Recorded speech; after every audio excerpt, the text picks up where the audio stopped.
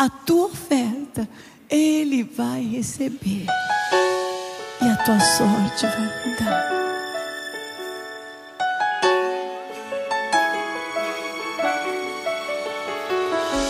Não adianta querer ficar falando, explicando para quem não quer entender. Seja o que você é, um adorador. Derrame-se no altar de Deus.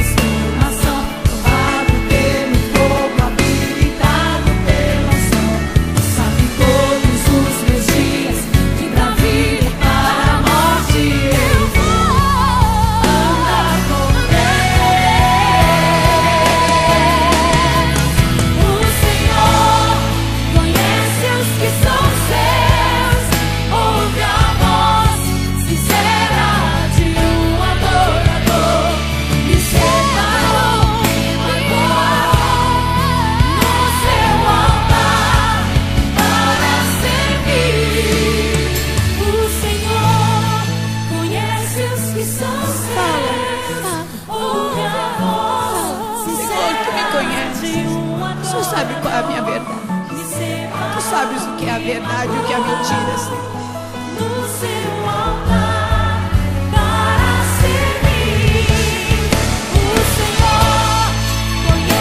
Deus te conhece. Ele vai te justificar. A tua oferta, ela vai frutificar-se por honra e bênção, em honra e glória ao nome de Jesus.